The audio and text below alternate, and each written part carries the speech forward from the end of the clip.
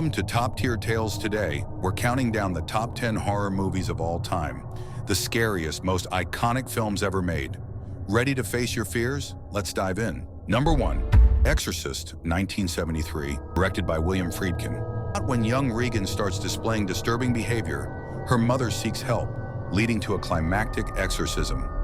Why it's great, groundbreaking for its time, with terrifying practical effects, a haunting score, and themes of faith versus evil. The pea soup, vomit, and spinning head are unforgettable.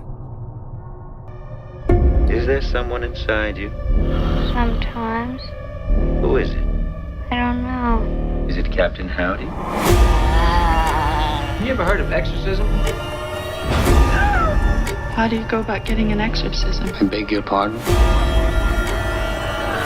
I'm Damien Karras. I'd like to help you.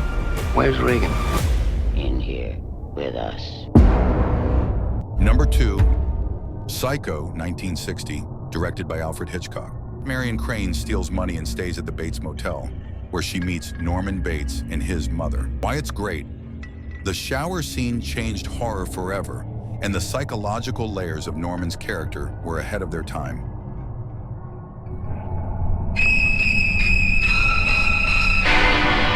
Here we have a quiet little motel, when in fact it has now become known as the scene of a crime. Do you have a vacancy?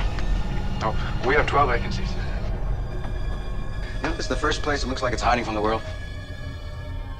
I think that we're all in our private traps, clamped in them.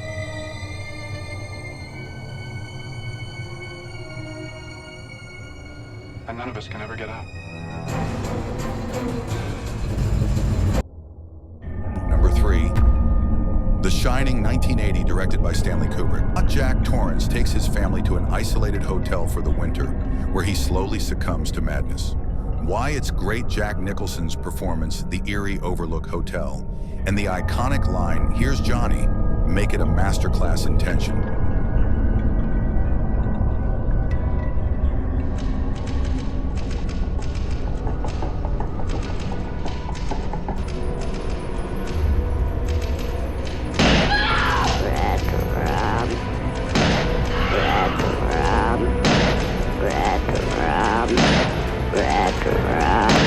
Here's Johnny! I'm coming down! Come and play with us.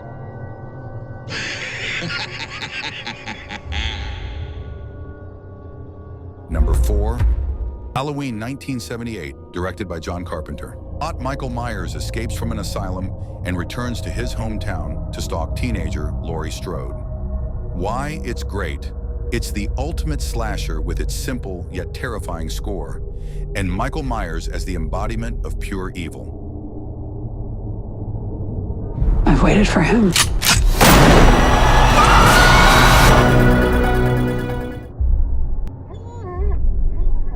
I have something you might like to see.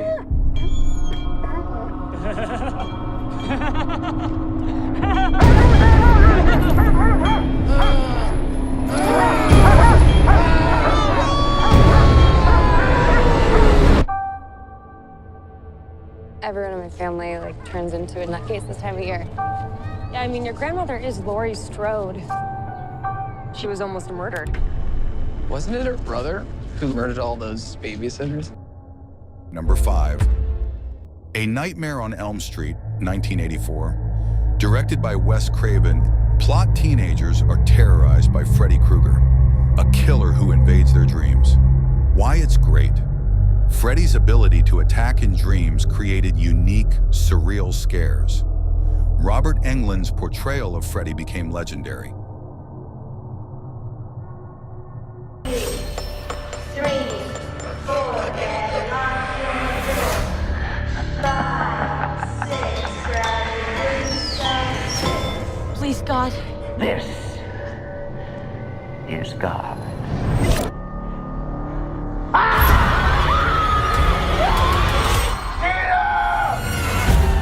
What the hell did that, Lieutenant? I don't know. What's the coroner got to say? He's in the jaw and puking since he saw it. Number 6. The Texas Chainsaw Massacre, 1974, directed by Tobe Hooper. Plot: after the death of her mother, a woman discovers horrifying secrets about her family. Why it's great. A deeply unsettling blend of psychological drama and supernatural horror with a career best performance by Toni Collette. 50 years I've been waiting for this night. Just to see him again. Who? Leatherface.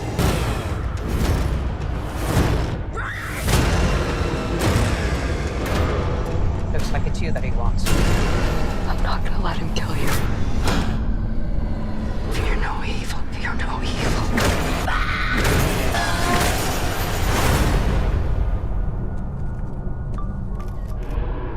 7.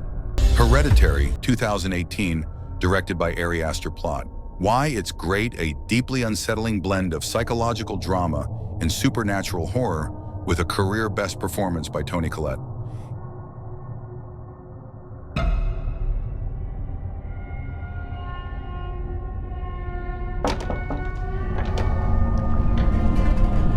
Come on, Peter. Here's your suit.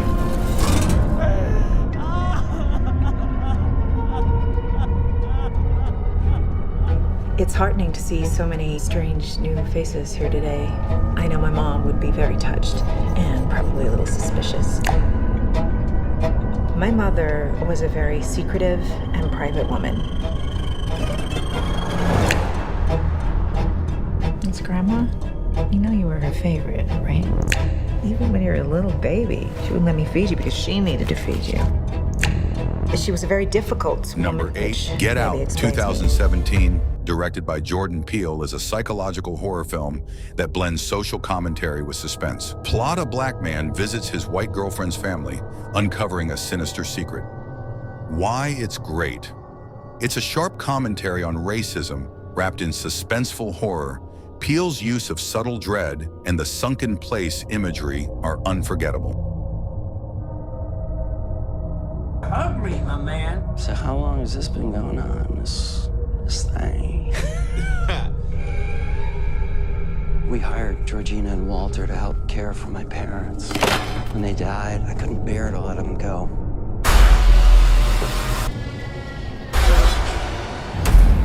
Do you smoke in front of my daughter? I'm gonna quit. She'd take care of that for you. How? Hypnosis.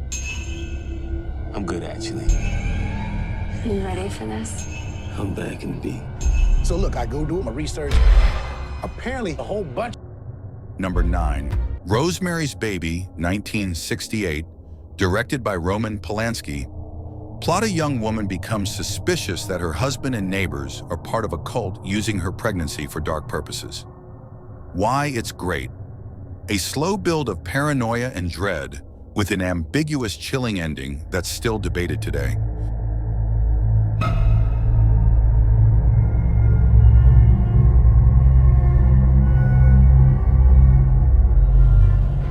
Children? We planned to. Oh, it's a wonderful apartment. I love it. See what she's trying to do? She's trying to get you to lower the rent. Oh, please, let's take it.